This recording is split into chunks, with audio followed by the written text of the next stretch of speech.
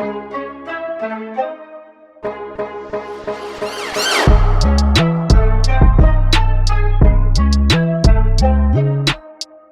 and welcome back to another episode of the Sunday Vibes podcast. This is your host, Habib, and today I have actually a very special guest with me today.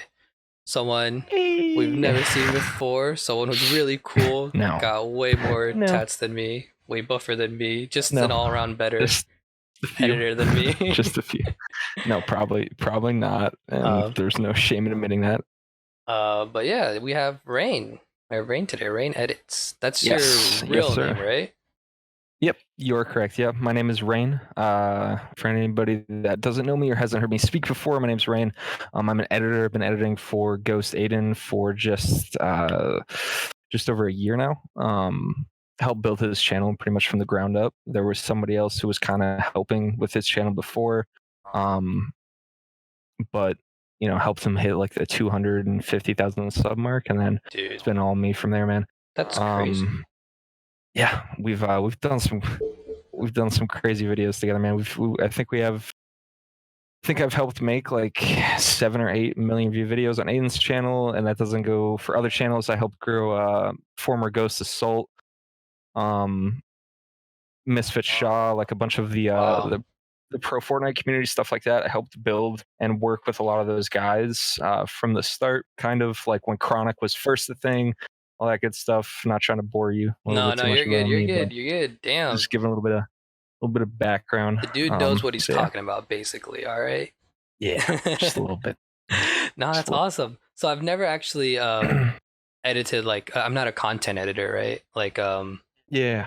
So like that world is always like super cool to me. First off, I'm just like, I don't know how you and all the other editors go around and like, first off, the ridiculous turnaround time with the high quality edits and everything like that. That stuff's just like, I could only imagine, dude. For me, it's been, go ahead. No, you're good. Not to interrupt you. The biggest thing with like turnaround times on like content editing, right? Is like it all just depends on how much that individual wants as well. Like, something you kind of learn, especially yourself, having worked with people and having clientele and things of that nature, you kind of get a real good grasp on, just by having simple conversations with people, asking like, those simple key questions, you get to learn a lot about like what that individual is looking for their channel respectively. And kind of like the things that the client is willing to let you experiment with.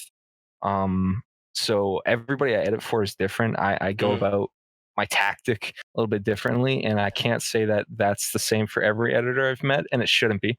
But some people are more comfortable renewing their same general key style and things like that. But me, I try to approach everybody differently based on what they're looking for. So yeah. Honestly, it's the same here.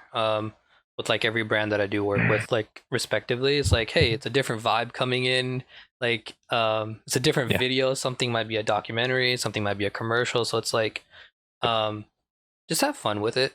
I think like anytime someone like a newer editor or like a filmmaker like hits me up and it's like, oh, can I be on set or whatever? I'm just like, cool.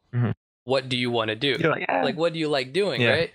And more or less, I think I've heard like this quote going around the last month or so, direct what you know or something.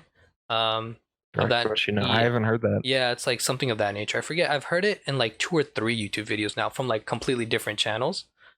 And it's like, I'm trying to get into documentaries more, right? So I'm doing a lot more research on this. I'm like trying to go in, figure out what I want to do and how to actually make a good documentary. And that's like one of the proper tactics, film etiquette for it, like like I should sequence it, narration, I just all sorts of things like I'm just completely like trying to like be a sponge and just like completely just take in everything I know and just go from there, dude. But if you don't mind me asking, let's just start at the top of there. How'd you get into editing? Because it's like a pretty niche thing. Oh man, it's definitely niche. I would 100% agree with that, right?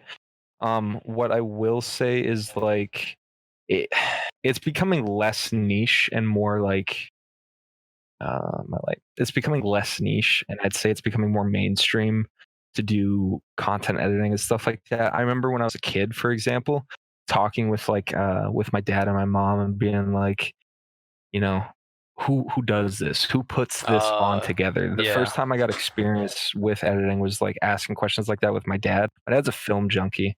I I grew up and people would come to my house and my dad had bookshelves full of Whoa. Blu-rays and I don't remember what it was called. Something before Blu-rays there were these Oh. like it's in between DVD and Blu-ray. There was like it was like a reddish, maybe like a magenta kind of thing, and it was like HD, not HDR, but something HD. And it was basically like the Blu-ray, like owned several hundred of those DVDs and films and stuff like that. So like me, Raine Adams, Raine Edits, whatever you prefer to call me, I started getting into edit when I started asking myself questions like that, how does this stuff get put together in the background? So I took interest with that. Around that time, I was 10. I'm 21 now, so 11 years ago, I Wow. was big into watching Niga Higa, Yeah. stuff like that, and I always felt like there was more magic to YouTube than just the ability to act or what I mean, like talk. Like there was making a video unique, making a video something special is in the hands of the entertainer as well as the editor, in my opinion. Yeah. So you can have the best personality in the world, for example, but that doesn't give you like the right to be like, I'm the reason my content got seen. I'm the reason my content blew up. I try to always give as much credit as I can, and there's like people in the community and stuff like that that give as much credit as they can. The people behind the scenes. I never, I knew when I walked into this, I never wanted to be somebody that was just like behind the entertainer. You know what I mean? Because me putting a story together and telling it a way that I feel like is entertaining, and maybe it's not for you, but for me as the Hmm. person making the piece, I always try to find uh, ways to make it entertaining for myself to even want to watch it, right? Because Yeah. I've worked with I'm kind of going on a No, tangent, no, but I've dude. worked with creators before Yeah. in production and stuff like that, man, where it's like when you don't have the creative liberty to kind of do things when you see things the way that you kind of want to, it's very frustrating. Yeah. um but there's also the other end of that shtick where it's like there's criteria and deadlines and this that the other that you have with working with certain people, companies, brands, things of that nature. So anyways, to Definitely. answer your question, how did I get into editing? Got it from my pop. Kind of paved the way. Yeah. Um, with his film addiction, I also am a huge film addict. Oof. And yeah, I've been doing it for 6 years. It started with COD way back in like MW3 days. Did Nice. some COD edits, stuff like that. Was in and out, dipped into the vlog and film territory, did acting and stuff like that in high school and a little bit in college. Continued to push through and just And now we're grind my here. ass off. Yeah. And then, here I am, 21 years old, and I'm doing something as a full-time job That's that 3-4 years ago I wouldn't have expected that I could do. You know what I mean? So honestly that's pretty cool. amazing in itself, dude. Like congratulations. Like honestly, I um, appreciate it, man. anyone who's able to Baby do steps.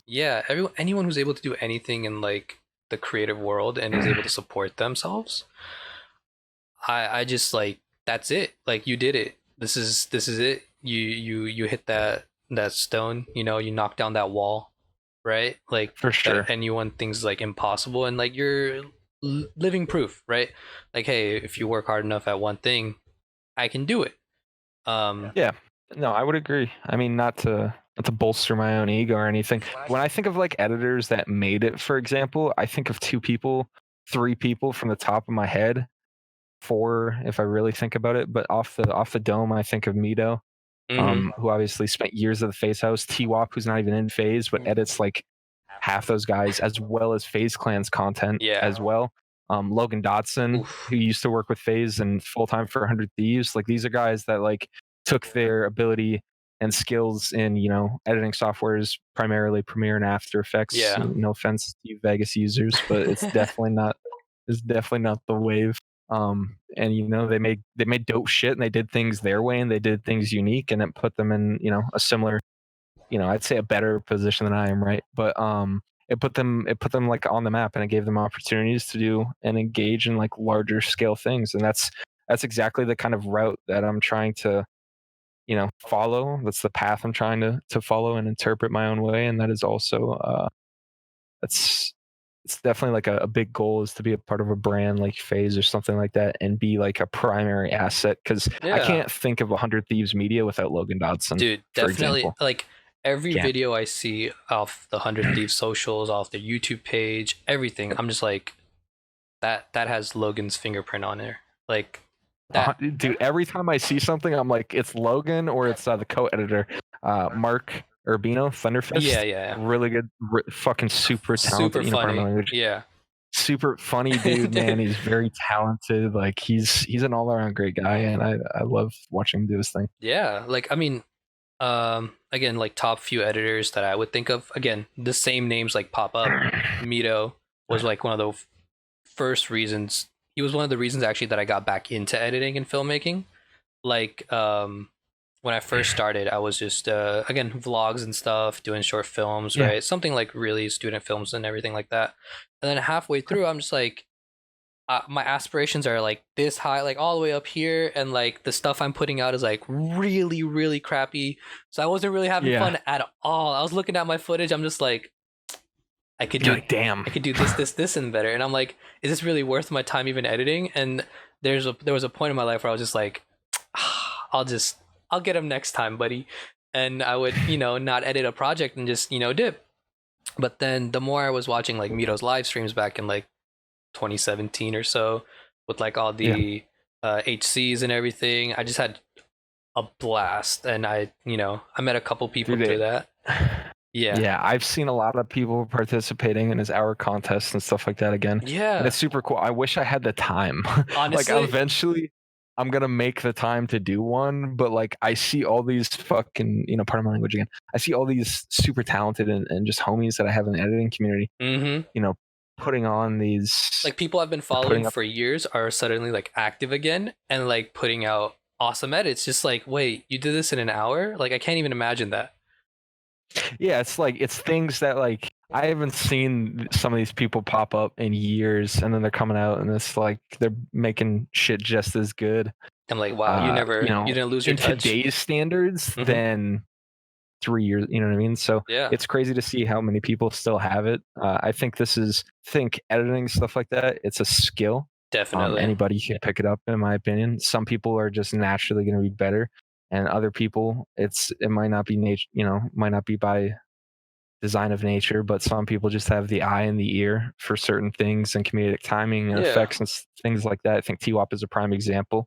I really do Um, enjoy every edit of his. His is like if I stumble upon like a random YouTube channel and or someone who I don't watch, not random because he edits for mhm, pretty high up there people, but yeah, if yeah. I see their video, I'm just like, wait, this looks very similar to a T-Wop edit, and then I'll go through the like description or anything, and I'm like, okay, there it is. Like this style makes sense. This Yep. timing is like his, and there's always people who are who really like the content to the point where they're like, oh, I should incorporate this into my own edits and stuff. Imitation, you know what I Yeah. mean? Just taking the things you like, and that could raise an entire hour conversation that I could have on that alone. Like, editor rights. Like the biggest thing that I've noticed, because I'm just the type of person where it's not necessarily that I'm always pen to paper taking notes, but I Hmm. take notes on content that I enjoy. Yeah. Something I've always loved and been fascinated by with T-Wop is he just like there's no way like his sound effects, his ability at timing Oh my God. sound effects and transitioning audio is very good. He Like fucking he it's switched the super game. good. He really changed the game on that. Like, He added, dude, he's the person that really I feel like got like sound effect packs oh and yeah. shit like that, like rolling, especially on like the YouTube scene for like editors and stuff. Because he was throwing in so many sound effects at a time, Mm-hmm. with when Phase moved to LA and things like that, Yeah, everything was where popping like off. I don't feel like anybody was using sound effects the way that he was outside of people like that just primarily did meme videos. Like T-Wop brought more meme content into vlogging. Yeah.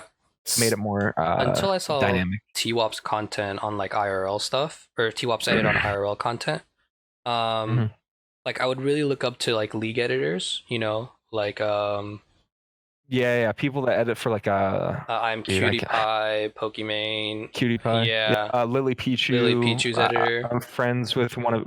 She's got like dude. She's got a whole bunch of people. Probably there. 10 other people that edit for her, but 2 of the people that work on her videos follow me, and I follow them, and vice versa, right? And I've been into one of her editor's streams. I don't recall her name, but she's a female. Is it and Jinx? I was Jinx. Yeah, correct. Yeah. I really Jinx. like her. She's really cool. She's great, dude. She's super talented. She uses something I wish I used more, which is the when you're in Premiere, your ability to bring shit in After Effects, After Effects composition. I love that. I abuse that so much. Such a dynamic feature. I wish I did more. I know editors that I have like Premiere transition packs, for example. You know what I mean? Like stuff that I've purchased or self-designed over several years.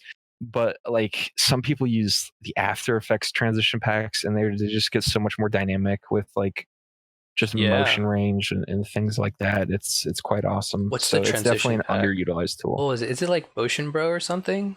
One of like the most really popular transition packs. Again, y'all can look it up if you really are curious about it. But there's tons. Yeah, I won't give everybody the sauce, but the one that I primarily use is the seamless transition pack. I think I got it on Video Hive. Yeah. It's like 1,000 transit. It's got the tons of lens flares, glitches, tons of different zooms.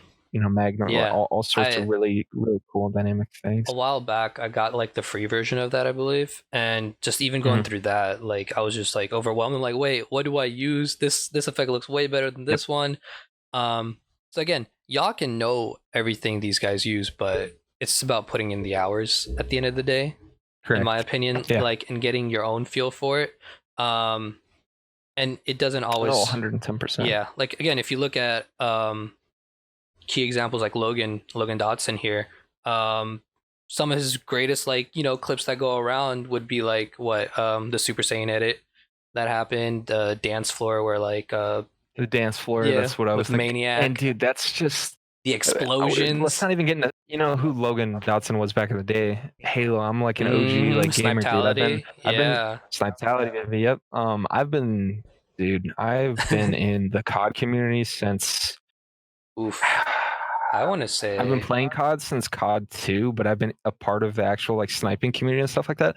I'd say since Modern Warfare 2. Modern Warfare 2. Correct. Like when FaZe initially was popping off, and I never went for RCs, but I had former Ghost Green. He's an editor. Calvin. He's amazing. I knew him back when he was doing stuff for like teams like Infa, which is like a popular team back in the day. Guardians Badge. Synergy's like all fun. These. I saw a lot of Synergy people going around. Yeah. Oh yeah. I think I've been a part of it. I think I came a part of the community, or like was finding out about the community in like 2011, 2012. I think that's when I was like really like I was never able to get Call of Duty before. My first COD was Black Ops 1, just because like we never really had an Xbox or anything. My parents were more like I was more into like the sports. I was really into tennis at the time. 2K okay. So I played tennis. Yeah, played in high school. Yeah, same here. I've played since like third grade on. Ever since third grade hit, I played till my sophomore year. Yeah. I just literally have it right next to my setup. It's funny that she said that. Yeah, I love tennis, man. And I played it for a good amount of time, and I still keep up with the games and everything. But yeah, so that's when I started getting into the whole ecosystem, I guess, where I found out about Optic, FaZe, Envy, three like freaking pillars of Call of Duty, I guess. And from there, it's a wrap. Comp. Yeah, it's a wrap. Fucking comp sniping, trick shotting. Yeah, I suck. I suck at video games. I think I'm gonna admit that. Like any video game I try, at the start of it, I suck so hard, but I'm always really competitive. That's okay. So like I'm sitting there like hours and hours on end looking at videos, like trying stuff out just to like trying to like, you know, best settings for whatever. Yeah, and dude. It's just like some people are just mechanically gifted, man. Dude, That's all it is. I hate him. I hate him so much. Dude, my little cousin's like that. I hate him, dude. Oh my god. He's just super good. He's just super good. He's just mechanically gifted at FPS games. Like this kid hops on like Call of Duty, craps on everybody, right? Hops on CS, craps on everybody to the point where he's like going I have to some friends like that. Yeah, he's going over to like ESEA and Face It, and like he's still doing really well. Same thing. Yeah. So I really hate people like that because like I wish I had your talent, but yeah, I'll get good. I'll get better. I'll get good enough to keep up. You'll improve. You'll just never like the skill ceiling for like, you know. Yeah, my You ceiling. and I, Yeah, for example, compared to other people, is just like they're like, oh, they're really. I'm like, oh, I'm like, yo, can I get some of that? Let me get some of that. Meet me on a tennis court, bro. Like that's like the nerdiest response I have to anything. Dude, I will. Dude. What's up? But anyways, yeah. Yeah, and I digress. No, you're good. You're good. You're good. But yeah, man. So I forgot where to go from here. Before we were just booming, having a nice conversation. Yeah, it's chilling. Going back into like the whole because I'm really fascinated by, again, editing for social media and stuff, right? Well, I'm diving more into that myself, where we're working with a lot more brands who are like launching and stuff. So now I have to like turn on my creative director hat and like figure out what's the best way to like, I don't know, not even just like edit, just like come up with a concept, right? If you said production, so you just gave yourself away for me, because I actually thought and failure on my part, but I actually thought you're more of a content editor. So like you've already given me enough information just from like having this conversation. And by the way, for anybody watching, like me and Habib, like we've, you know, shot the shit over DMs and stuff like that. But like this is like our first conversation, right? Focus. Okay. But anyways, so yeah, so I'm saying so a lot. So you said production. Yeah. God bless. I keep saying so. You said production, right? So that instantly gives me the ideology that like you are somebody who, one, thinks about things more probably. Most likely. Two, you try to have a creative direction with most of your content, because I can tell you straight up, dude, sometimes I get clientele and I'm gonna be honest with you, the creative direction in my head is like it's not there, just because like it's laid out in front of me. I understand what I need to do on this like specific project or whatever, or for this client. So it's like there's not much brain power that I'm actually putting into, you know what I mean? You're like maybe that short. Specific person. Yeah. Yeah, definitely, but there's some truth to what I just said as well. You know what I mean? But then I get, you know, I have the opportunity of working with other people that just, they have all these ideas and then we're just bouncing back and forth. Yeah. And those are like the best kind of like relationships to work with, like working relationships to have with somebody, is somebody that cares about their content as equally, yes, as much or more than the person editing it, you know, doing the post-production on that definitely on that piece that makes for that person everyone's life a lot easier. Like 100%. First off, the client knows exactly what they want, right? And this doesn't just so like I feel like this conversation, if anyone's listening and is a filmmaker or a content editor or any type of editor, right? This doesn't just apply to content editors, right? Like to YouTubers, streamers, or anything. This is actually I've seen this a lot in like broad strokes across the whole industry, where like big brands, small brands, clothing brands, techwear, like technology brands, anything, right? Really. It's almost like the same people are working everywhere, or the same type of personalities are everywhere. If like a brand approaches me with like a solid idea of what their look is or their image is, or even a person like comes up, he's like, which is rare. Yeah, which is really rare, where someone's like really like, cool. Somebody sound on the idea prior to contacting you. That's something that specifically in my line of work sometimes, which is a little bit different than yours, mind you. That's definitely something like that is problematic more often than not. It's very rare for me to run into people that know exactly the style Yeah. and how it is they want their content rather to be produced in the demographic that they're targeting. It's rare, and of course, I do have people that I know that are more like child friendly, for example, which Mm-hmm. for me is my least favorite version of content to work with Wow. because it's very Like super safe it's content. nothing against the creators. Yeah, it's just it's not as genuine and real Mm. as I want it to be, but I understand why it's like that. You know what I Yeah, mean? of course. It's for kids and stuff like that. So, the past is there, but personally it's my least favorite for me as an individual Mm-hmm. to work with just as for the main fact, I mean, maybe it's laziness. I don't know, like having to blur out swears like that doesn't bother me or anything.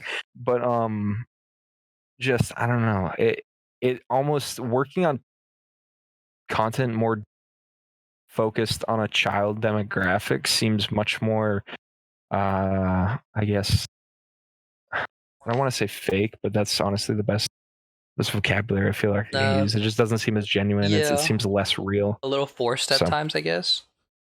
very sometimes very forced, but Sometimes, because I mean, I get it, right? Like you got to make the content in itself, and there's always a place for content, right? There's always someone always. watching it, and honestly, it's the smartest thing to do. Like realistically, like a lot more kids have a lot more free time to be watching your content, and if parents are gonna Yeah. allow, and the algorithm's gonna allow you to like get in front of those eyeballs, dude, 100%. Why wouldn't? Why else would these I like agree. companies be selling to children? Which is again, that's a whole other ethical issue in like um the commercial world and everything, where it's like a lot of back. Advertising Yeah, people don't know that's a podcast you should definitely do some days talking about like money and esports and like where it comes from because I don't know how much you know about this dude, I stuff don't even know where this for money anybody comes from. watching. Like I'll give everybody a quick rundown, people be right? So dropping like like mind you, millions of dollars into leagues, and I'm just like, how? How are we buying all these teams? where where is this all coming from, Yeah. right? So like for anybody that doesn't know esports and how it works, for like a quick rundown, right? And maybe I'm off, and if I am, comment and obliterate me, I suppose. But based on like conversations I've had in years of working in esports and with individuals and brands and things like that, this is like how money on like a part of like esports orgs and like content creators, like this is where it's coming from, right? So like you upload on YouTube and you qualify for YouTube monetization, right? Super simple. You Yep. have to meet a couple criteria. I think it's like 5,000 subs, a couple thousand hours and watch Mm-hmm. time, things like that. Yeah. So you get money from Google first, right? Before you sign up with a network, unless you do that right away, you're getting paid by Google. Now, what is Google doing to get you that money? Well, Google is putting ads in your videos based on the content that you're making to see if it fits for somebody that's watching this content, promote your content to get you money. So Google is going to put ads on your videos. Google puts ads on everybody's videos. Now, whether or not those ads get watched is based on that individual and like the viewership of their content. Anyways, Yeah. so companies put billions, if not trillions of dollars into advertising per year. And YouTube monetization, specifically on Google, is all advertisers. And where do those advertisers get their money from selling their products? So like that's like how YouTube revenue works for the most part. You're simply getting money from people that are paying to run their ads on your videos because they know that their ads are going to hit your demographic and that it will increase their chance to make money and sell their product, Yeah. right? So, and on the other side, when you look at esports and stuff like that, well, they're making their ad revenue from monetizing their platforms like YouTube, Twitch, all that stuff to the best of their abilities. They're also doing, they're seeking investment from companies. You look at 100 Thieves, fucking Cash App, Yeah. Rocket Mortgage, Totino's. You look at a company like FaZe, pardon the whistle. You look at a company like FaZe, you have it like Nissan and like Wix and like all of these like bigger brands, and all they're doing is they're ingesting their money into those brands, and basically saying like, we're going to invest this in you. Yeah. What we're going to get paid back with interest Yeah, of is course. typically Just like, like a you regular know, startup and a company where I know everyone else knows this, where like 100 Thieves has investors to like the 10th degree of like Drake, Scooter Braun, Yes. and all these other investing groups. And when starting like Law Studios, like a lot of that was I had to like read up on a lot of this and see Mhm. how these investments are working, what makes sense as an investment, when you want to get an investment from people, because what these people are doing is like, hey, we're gonna compile all this money for you. You make the product, you sell this product, right? Because you need money. You can't make the product without any money, right? You need the production, Mhm. you need the actual Yep. the everything. You just need money to make this stuff. They believe in you enough. They're like, cool, you're gonna sell at least 100,000 units of this. Awesome. This is Something about you is credible enough for the investor to be like, well, me putting my money into this makes sense because I'm gonna get it paid back and then some. yeah, and that's That's how just yeah, investors make money. They're like, cool, I'm gonna correct. make, I'm gonna put up $100,000, but then I'm probably make, a good chunk extra from that. 180,000 Yeah, back, at so least. $80,000 in positive profit for return of investment. Like yeah, stuff like that. Like, of course, who wouldn't do that, right? It's easy money. Yeah. And again, these investors look at, hey, your credibility, what you've done in the past, your idea, market research. There's a lot of stuff that you have to like present to actually push into all of this. And I really, really want to thank 100 Thieves for that a lot. For like bringing this out into like the public eye, I guess, Oh, where I definitely would. I'd give them a lot of like credit. they were super super transparent with what's going on when deals were happening, how much they're for, and again, that was like the right move because that gets the nice headlines going, right? 100 Thieves raised up like x million amount of 40 dollars. billion in the Series B funding. Yeah, Like like Series A, yeah, Series B funding, they got seed capital, everything like that, right? And and because they're so transparent with it, not only is there more, it's the first time that's ever happened in esports in general. Sorry, we're going mhm. off a tangent because we have to go back to how esports makes money, really. Um, Yes. But the conversations like these are always the best for me because this is like a real genuine thing, and we're yeah, just kind of like talking about shit that maybe we know a little bit about, and we're kind of bouncing off and forth. Maybe the audience knows nothing about. So, so yeah, yeah. no, but yeah, these investors put in money. They're like, cool, sell your stuff, you got this, boy. And they give you the money, you sell that stuff, you're like, buddy, I made X amount of money, here's your percentage, here's the extra amount that you wanted. Bam bam bam, they come back for more, they don't come back for more, that's their choice. If you've made a good ton of money for them, they're definitely coming back for more usually. But For the most part, yeah, yeah. for the most part. But yeah, one day I'll have more insight onto this once I'm able to like actually get funding and stuff for my own stuff. But until then, we got market research. We got like other companies who are actually doing this, and That's how other it works. podcasts that are going. Dude, thinking about like talking about podcasts and stuff, right? This whole like business freak end of me actually came into fruition when I was listening to, first off, I was reading up a lot about Mark Merrill after I watched like Mhm. the self-made podcast. And I was like, dude, this Mark Merrill guy, Okay. freaking creator of League, Riot, all this, really cool dude, well spoken, just super knowledgeable. And in a field that I'm very interested in, video games. Mhm. Cool. So Yep. I'm like, I go on this hunt, right? And I'm like, oh, dude, this dude does not have a lot of interviews out. And if he does have interviews, they're usually hitting like the same two or three questions, and he's going around in circles. I found Yep. the Founder Hour podcast, bro. This thing, like, if you're into business and you want to get into that like world and get to know that stuff, I would really recommend that podcast where they sit down every Yeah. Monday. There's a new episode with founders from companies, startups, who are genuinely very successful, and they talk about how the idea came to be, what happened, how they built it, and they don't talk about, The steps they took, the things yeah, that they did and to it get goes to wherever it is. exactly, dude. And it's been a really good like tool of learning, right? Just like just taking it all in, like, cool, that's how people do it, this is how it works.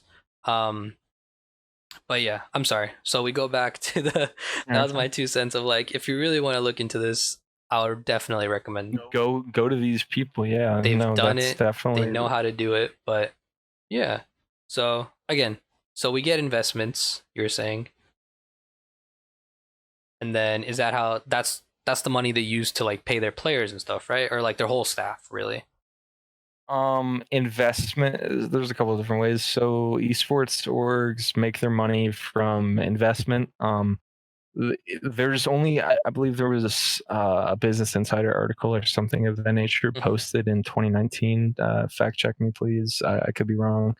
Um, Mm-hmm. but there was an article published basically talking about like the only esports orgs that are actually in Profitable? market Yeah. profitability, which means that like they're paying off, like covering all of their investment, whatever like that. Like what esports organizations are actually making money. Yeah. And there's only a few, and like FaZe is one of them. Like FaZe is doing enough money monetizing on their platforms with their creators as well as their apparel and things of that nature outside of like pure investment money to grow and develop the brand or org. Mm-hmm. They are monetizing their platforms the way that they are supposed to in order to pay back that debt, that invested money, Yeah. and have plenty that is company self profit. Mm-hmm. So like that's like the missing kind of piece of information that I don't feel like people To really give know to. about? 100 Thieves, I Yeah. believe, is close on company profitability from obviously their apparel sells like fucking hotcakes. It's stupid. And it definitely, and it's no like mark on FaZe or anything, but I would be very surprised and very interested to see the comparative numbers between FaZe apparel sales and 100 Thieves. Because I'm gonna be honest, FaZe might sell more units, but there's no way in hell they move at the speed that I've No. seen 100 Thieves move 100 at. Not even Thieves. the FaZe Champion collection had quite a bit in stock, and it still took a little bit of time for them to sell out on all of the drops that they did. I mean, I have one of the FaZe Champion hoodies. Awesome. But you look at 100 Thieves, I have a bunch of 100 Thieves apparel too, and it's like that shit will literally sell out in minutes. Freaking lucky, dude. like, Oh man. like Every time 100 Thieves has like dropped something, I'm always saving up. I've missed multiple. Oh, dude. The thing about me is like I'm tuned in, so like I got the notifications on. I'm like on the site. It's in my cart, but then I always remember I'm like, dude, I've got a new lens to save up for. I've got a new camera body to save up for, or something, or like That happens, dude. I've been there. I'm building like a whole cinema I've been rig there. for my Sony camera. So like I'm like, dude, I Yeah. need all these other parts that this like $100 can go into, and so it always deters me away. But dude, like a lot of people will be quick to realize this, that I'm a huge 100 Thieves fanboy from like all Oh, so aspects. am I. All aspects, whether their content's freaking awesome, the team behind the content's freaking cool, the Yeah, personality. you've got people like Logan, Mark, Sesso. Like, Sesso's dude, I designs are used to watch so his. clean. I used to watch his fucking YouTube content when I would dabble in like Photoshop and stuff like that Oh yes, years ago. yes. I bought his everything pack when I was like a sophomore in high school, Wait, dude. I just bought the new one actually because I lost the old one. The everything pack. Yeah, I just Dude, bought it I like a couple still months have my. I back. can log into my. I'm about to log into my Selfie right now, but I bought that shit years ago, man. And that pack I is still use it. really helpful. Like honestly, go get the pack if you really about it. Shout out Sesso HQ, dude. He's like just a fucking OG These are in really just cool. the COD community and just design community. Yeah. And it's just amazing to see Honestly, that where he is today. Logan Dodson's like Lightroom presets, those are always fire. I tinker around with them a lot. Yeah. Yep. I always have this thing where I've publicly come against this, where I'm like, hey, don't really use presets, or don't use it as a crutch, really, is my takeaway from it. Where I would agree. Everyone would agree on this one, I think. Like, use a preset. Anybody that knows what the fuck they're doing would agree, probably. Yeah. You know what I mean? Like, use a preset as a baseline, but then build interpret. Figure out the mood of a scene and everything like that. Figure out how to do it different. Yeah. Figure out how to do it better. Then it's because just a not preset fun. is a baseline. Yeah. It's a guide. Honestly, that's how it should be used. I use a lot of the presets. I just like scroll through some of the presets that I have from like other creators, and I'm just like, oh, that's a really cool look. Like, I really enjoy this look. I like this color, or like I like how the blue looks in this picture. Let me try getting that blue, but with like a different yellow or a warm tone in there, and that's how I move throughout a scene. But where was I going? Oh yeah, 100 Thieves. I'm one of the biggest fanboys, whether it's from the content they're producing to their 100 Thieves, like the personalities that they have, everything from the mob, everyone from like Nate Shot, Courage. That was a great investment. Oh, dude, when they picked up the mob, that was like, whoa. I hope the mob pays off for the investment that the company is putting in, to be honest with you. Those guys are very talented. They They're are. fucking classic OG Twitter trolls. Dude, Things of that that's like the nature. epitome of like just a Twitter troll. Like you get on Twitter and you're like, wait, I can do this. I could be at the top at like these awesome places, and they're just putting the hard work to that. I really enjoy their content. Grinders, dude. Yeah, Mako follows me, and I've been in so many conversations with like Avalanche and them, and then I'm good friends with JH. I wouldn't say good friends with JHB, but I'm good friends with Oreologist, Oh, their editor. Skylar. Yeah. Yep. He's funny as One of fuck. JHB is like their primary. Yeah. Oreologist he's amazing. He does like a lot of motion graphics and stuff like that. Mm-hmm. Does stuff for like Coca-Cola, and he's a little bit younger than me. Yeah, he's very successful, man. He's very talented as well. Congrats on that, man. Honestly, Super I feel talented. I don't know. I always go back to that tweet of like Temper made like a while ago, right? Where like people in the Call of Duty community are like some of the greatest minds he's seen, and they'll go on and do like great things. I would agree. And I'm like, yes. And that's why I always get on people's asses where I see them like, yo, you're doing these banger ass edits, right?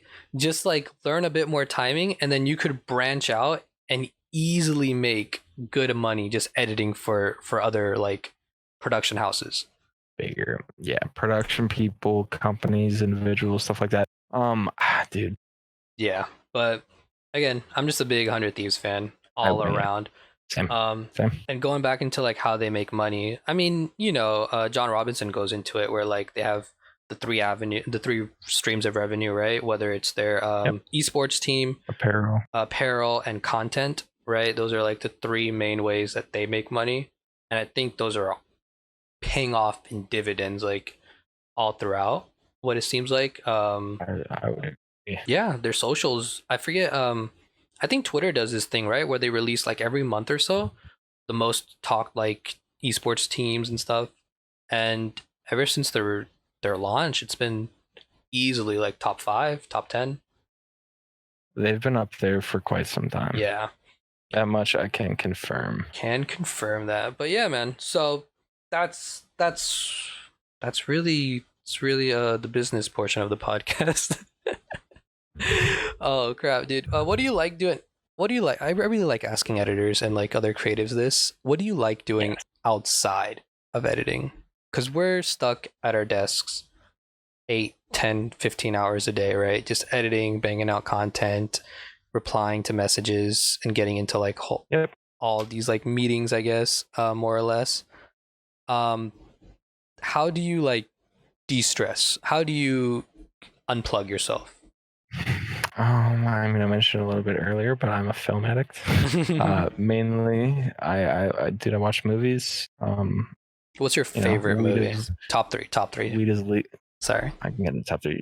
For context, I will say this: I have no quarry making this public information with anybody, but yeah, I smoke weed. Oh, I mean, it's legal in my state. Yeah, it's legal in my state, dude. Yeah, you're so chilling, man. Definitely partake in the ganj. Dude, if someone has a problem with you doing whatever, as long as you're not hurting anybody, they got too much free time. They got way too much free time. I would agree. It's 2020. It's legal. Like, yeah, like top off my bag, man. Get off his sack, please. But yeah, but movies. Yeah, dude, movies. So it's funny. I just watched one of my favorite movies the other night. Really? I rewatched Gone Girl with Ben Affleck. It's a super fucked up movie. If you haven't seen it and you're interested in movies that are, I suppose, like more like pardon my language again, but like mind fuck movies, Gone Girl is definitely something you should watch. It's probably like Shit. It's top 3 movies for me of all time. Really? And my dad's the one who actually, yeah, my dad is, like I said, a huge movie addict, or junkie, Mm-hmm. rather, like myself. And he's the one that told me to watch it. And don't talk to anybody, don't look anything up, watch the Just movie. watch the And movie. I It's one sat of and I those. watched it, dude. And it's something that you watch, and it's gonna end, and you're just gonna look at yourself like, what the fuck did I just experience? Whoa. And those are the kind of, for me, like seeing the recent Joker with Joaquin Phoenix, Mm-hmm. perfect example of a movie that, like, Yes. I didn't I didn't really look into it much more than surface value, because I knew the actor involved, and I knew the people involved with the production behind it. So I was like, this is just something I'm going to experience and watch for myself. Yeah. And so, for anybody that's like genuinely into film and things like that, some tips for like properly watching movies, I guess the right way. There is no right way, but the way that, like, The they're purest way. intended to be, the purest way, is just like, go into it, don't look at reviews, Mm-mm. just No, go into it for you dude. and for your own viewing I don't know experience. if you're like That's the this, best. but I don't even want to watch the trailer for movies these days. It depends on them. It depends. Like I said, I always look at a couple of things. I look at who's directing it. Yeah, That's important, I see the cast especially and for somebody crew, like me. but like other than that, I feel like even the trailers these days expose a bit too much of the movie at times. Marvel, I'd say, is the biggest example of a company that kind of like over teases Mm-hmm. or just does things. Well, the cool thing about like how Marvel does their trailers too is like they're very experimental as a company, They and don't that's give a something I can fuck. appreciate. Yeah, they don't But care. they've showed scenes in movies and trailers that Oh were yeah. not supposed to be shown, and then they've like changed them because of feedback from the trailer and stuff like that. Like, that stuff is cool to me, but at the same token, it's like, dude, Yeah, you live and you learn. so It's cool, much. like, but that a company like that, how big Marvel is able to still be like, okay, let's just try it out. Let's see what people think. Yeah, And I think absolutely. I it comes agree. to the point of like no publicity is bad publicity, right? Where like if people are like enraged, quote unquote, about your trailer, they're talking about your trailer, right? I feel like that's how they are gonna get through with that. Like, cool, we got the buzz going. But yeah, so Gone Girl is one of your top three. Yeah, Gone Girl is amazing. I just rewatched all 3 of the Lord of the Rings Wow. in like a couple days span. The extended versions, because if you don't watch the extended, then you're not an actual lover of film, in my opinion. They're so long, dude. They're like 4 hours per Oh movie. It's fucking no. egregious. Oh So I man. watched like all 3 of those in like a 2-day span. Watched all 3 of them in like 2 days. Wow. That's one of I wouldn't say one of no, I take that back. I digress a little bit. Sorry, I'm just looking at some emails and stuff like Yeah. that as we're talking. But so yeah, Lord of the Rings trilogy, man, it's so good. If you don't watch the extended, you're a weenie.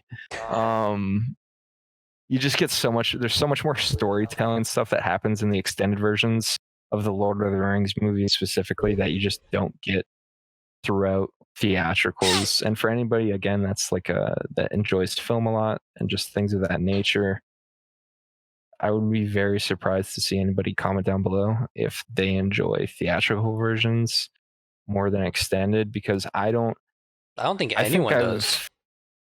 I can't I can't think of an extended version that was truthfully worse than a theatrical. Like they gave too much. Like just you should have killed this. At least I'm sure there's some out there. I just off the top of my head, I just can't. I Yeah. it's just It's hard. It's hard to rare. actually goof something up like that. It's an anomaly. You know what movie series I really like? Shoot, The last Logan movie actually. I think it's the last one. I'm sorry, the Wolverine movie. Logan? Logan, very Yes. by far one of the best standalone superhero, fucking pardon my language, one of the best standalone like Just superhero films. cinematic Yeah. universe films. Like when I think of like movies that are kind of like standalone superhero films that like exist within the story that's being told in the greater story arc of like a franchise universe like Marvel. Mm-hmm. I think Spider-Man Homecoming Ooh. was one of the better. I just rewatched that recently too. I think that is maybe not the best, but that's a great example of like a very good movie that came out. Homecoming. that kind of could stand by itself outside of the fact that it was already continuing plot points from a previous movie. Yes. I think Like I'd his give you that. character could very well stand on his own Yeah. outside of like the MCU. Deadpool, again, Deadpool's always a good. fantastic. Yeah. Stands by itself. It's the first real move, like, he's not a superhero, he's a mercenary, but it's the first, like, I think it's the first genuine production attempt from a studio to like do something different, Yeah. and it like genuinely just wholeheartedly paid out for the people that produced that I think movie. everyone involved in that movie was awesome. Like everyone just wanted to make that a reality, and that's why it paid off so well. Like you could actually I mean, feel it in every the cast film. and crew. Yeah. Like you could feel it in the film. There's always like productions where you're like, okay, there may have been like a difference in creative outlooks on this part or whatever, and then that You just tell where some people butted heads and some miscommunication happened maybe, and things of that nature. No, I know definitely. exactly Yeah. And what you're getting to. but yeah, I think these movies are awesome. What's your top your last top 3? Oh, top 3 for what? Just Just overall? just movies in general. Um, Cuz I I mean, mean, I really only gave you one. I was just kind of talking like Lord of the Rings is my favorite movie oh wait, yeah, trilogy. you There's said you so just many. rewatched Having it. a favorite movie is tricky. Top 3 like of my like favorite movies I don't think I even have a in top not 3, in so this is like order. a super like It's so difficult. yeah, cuz I mean, it always changes from time to time, right? Um Right. but I think movies that I could always go back and rewatch, I guess that would be like a better question on that end. Which is that's more of like what Yeah. I kind of base my top 3 off of. So for me, it's like it's Gone Girl. There's a romance movie that I kind of grew up watching with my mom, and it's called 13 Going on 30. It's got Mark Ruffalo in it. Oh, I've It's heard about one of that. my favorite, like, it's like one of my favorite. I don't even know how Uh, to genre that film specifically. It's technically a romance movie. It's something that I can literally just put on still to this day and watch and enjoy and just love still. So that's definitely my top 3. And then outside of that, honestly, man, it's just it such a is tough really question. difficult. I mean, I don't I probably Star Wars episode 3, and I'll get shit for that, I'm sure. But honestly, the fight choreography and just overall like what Star Wars episode 3 was for the time of release. yeah. At the time I think it was really I haven't really I haven't really watched many of the Star Wars actually, cuz just again my parents were just like we're more into I mean I'm Pakistani, so we're more into like the Bollywood kind of thing. There's a lot of Oh the yeah, Bollywood films absolutely. that were playing constantly at my house. So if you ask me any trivia of Bollywood films while I was growing up, buddy, it's a wrap. So but a lot of my like American films and Hollywood culture is kind of like I'm trying to catch up on that, and a friend of mine's really helping me, like giving me like all these lists of like stuff to watch. Like proper like US standard, Like like these you are the GOAT need films. this, right? Like No, I know. stuff like I don't know, a bunch of Tom Hanks films, right? Um Tom Hanks is, yeah. I mean, Saving Private Ryan, Off the Top of the off the Dome. top, Tom Hanks has produced so many fucking like World War II movies. For example, he worked on Band of Brothers. If you haven't Band seen of Band of Brothers, Brothers. I'm putting that it's a down. film TV show. Dude, watch that in the Pacific. I'm telling you, you will not regret either of those. Band of Brothers and the Pacific. They're by HBO. If you're looking at a company that doesn't miss when it comes to high production, it's Yeah. HBO. Year after year, You know, honestly, because they they're not, always have like a few hidden gems that dude.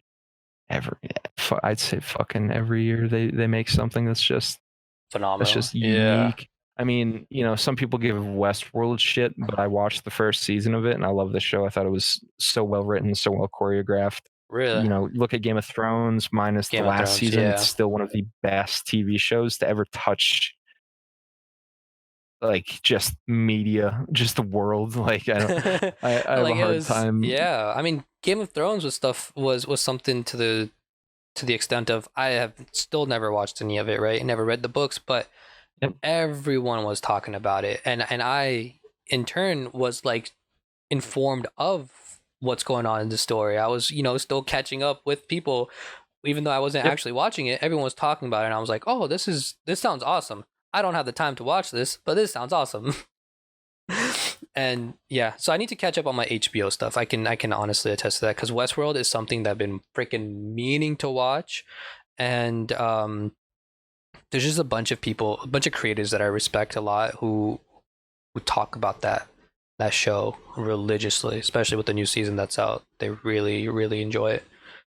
Um, yeah, I don't know. I think I asked you for your top three, and then so I think it's only right if I give a top three as well. Because off the top of my head, though, I would really really like the first movie that comes to mind is like Into the Spider Verse. I think that movie was just breathtaking. Amazing. So well produced. And they're making a second one, so it's like, yes, I'm ready for this. Like everything about Into the Spider Verse was just amazing, and with how crazy it was, I looked into it a bit more. I scratched the surface, but the production studio was talking about how they were coming up with like newer technologies so they could like actually make this in real time and give that 2D effect to a 3D model.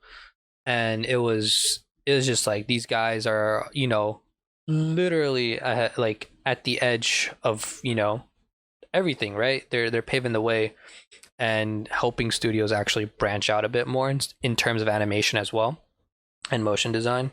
I really enjoyed that. What's another movie that comes to mind? Ooh, a movie that I could watch over and over and over again. Oh man, that is really really hard. Home Alone has to be one.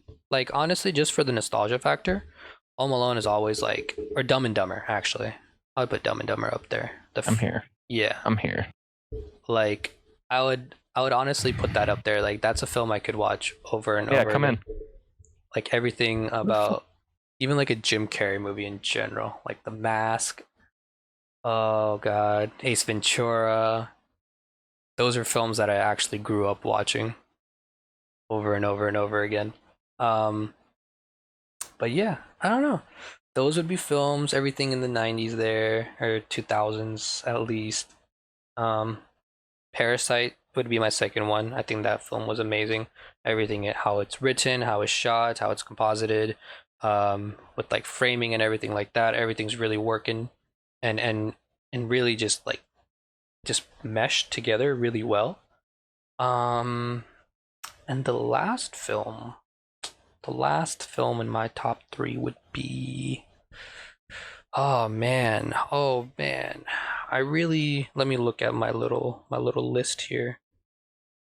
Um, Jesus. Let's see. I really like Interstellar. Actually, I really enjoyed that film. Interstellar is always actually, yeah. I own Interstellar like on two or three different platforms for no reason. On YouTube, on like Google Play, on Apple TV, and on DVD. I think is just always there. So I think like serious films, I think those would be pretty good in a technical standpoint, where I could learn a lot each time I look through them.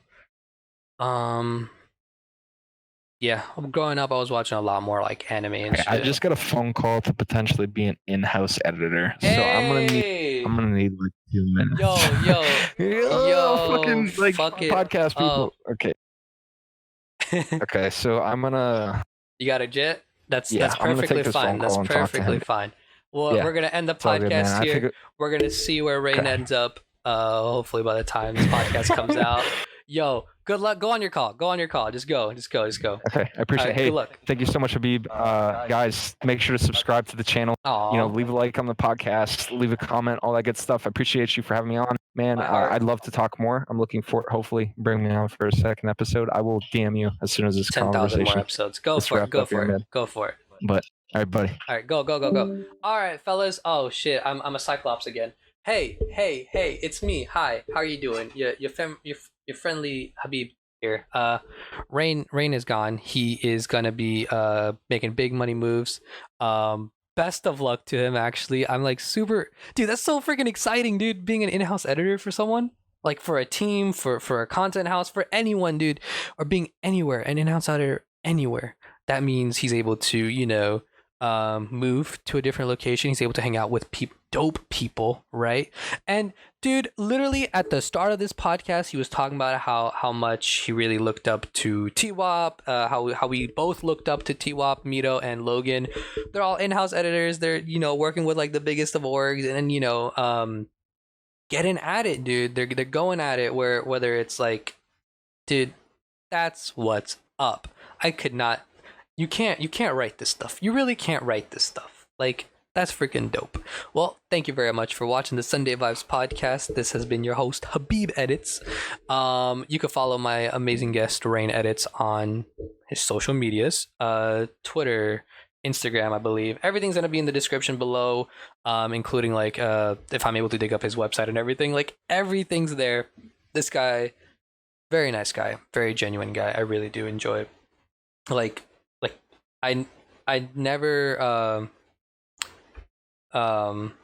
he just hit me up out of nowhere. We're just like, I don't know how we started talking, but we became better and better friends, or acquaintances, like over DMs and stuff. And legitimately, this is the first time we've ever like one-on-one talked outside of like text-based stuff. So, but it's always a fun time to talk to him, and I'm fingers crossed my boy gets what he needs. Yeah. Thank you so much for watching the Sunday Vibes podcast. This episode has been brought to you by Lost Studios. You can go follow us at Lost X Studios on all our social medias. You can follow me at Habib Edits. Go for it. We're a Full House production company who do stuff in film, design, and apparel. So hey, have fun, be beautiful, and good luck with the rest of your week.